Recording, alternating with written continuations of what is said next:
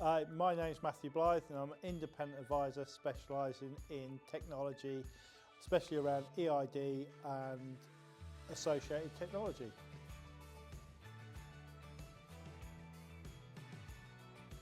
So how you streamline data collection is firstly sit down and work out what data you need to collect. It is pointless collecting loads of data if you're not going to use it.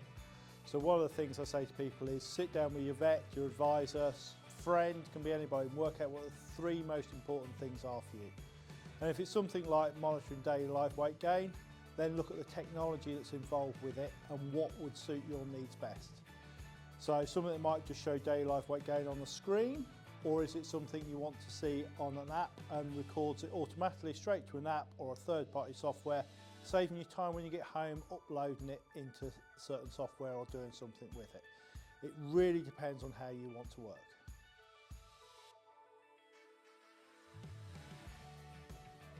So most of the software we use these days in hardware will work offline. So we don't need a mobile signal, we don't need Wi-Fi, we don't need anything like that.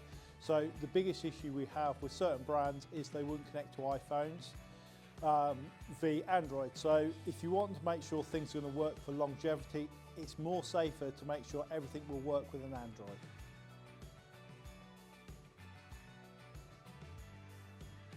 So the biggest thing, first thing to do when you're looking at managing and handling data and livestock that are involved is first thing, look at your handling system. Where are your pinch points? The biggest thing is getting the flow on your handling system to get the animals through it is the important thing. If we're fighting with animals, we'll always fight with them. So if we look on how your handling system is designed, how you're going to flow the animals and where you're going to capture the data, then when you're capturing data, one of the things we can do with a lot of this equipment is preset it, so we're not having to write certain words or bits and pieces. And people like me with bad dyslexia, spelling mistakes, bits and pieces. So think what information you want to catch. If it's body condition scores, for example, preset a stick reader or an app to have it on, so I'm not writing 3.5, I'm just clicking a button and it will put 3.5 in. Speeds things up, makes things more accurate.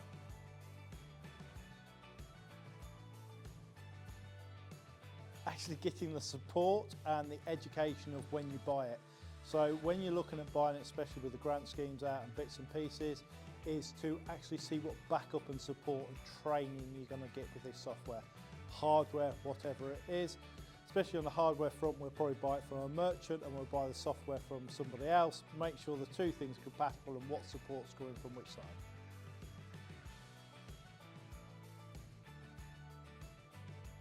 The biggest thing people think with technology is extra work.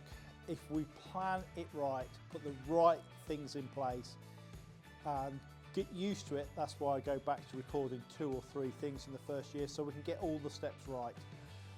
Once we get all the steps right and get used to it, it actually doesn't create that much work. To record a ewe with lambs or a calf birth or something like that takes about 30 to 40 seconds if the setup's set up right. The advantage with the registering calves, if you're on an app or something like that, that can automatically send it to the government gateways and it's registered and you don't have to do any paperwork.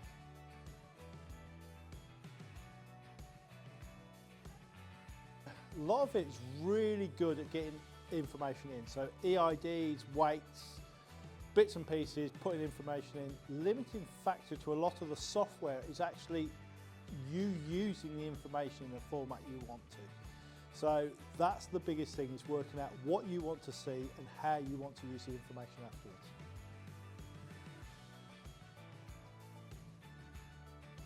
First thing I'd say is sit down with somebody and work out what they've got, somebody like myself, what fits you best and how you want to work. We can upgrade most of your old spring balance weigh scales pretty simply by taking the analog clock off, putting a digital load cell in, and you can start there. And it can be done for about £1,000 with an app, this, that and the other. Not big money. Most of the EID readers we get on grants and bits and pieces. So we can set up reasonably cheaply and just work out what you want to do with it.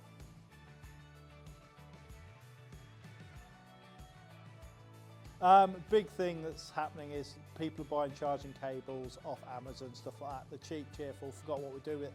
We're so used to doing it with our phones. Remember, our phones are near throwawayable, so every year, 18 months, 2 years, my daughter needs an upgrade in her phone to keep up with fashion. Our stick readers can be 15 years old. If we charge them on the wrong cables, we slowly damage the batteries. This can happen pretty rapidly with some of them. Normally they're a trickle charge into them and the batteries overheat over time, warping them, changing them, and it's quite an expensive replacement job.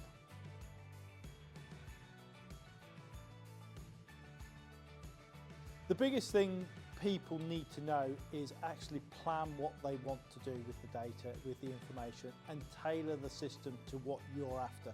What you're after is probably different to what your neighbour's after.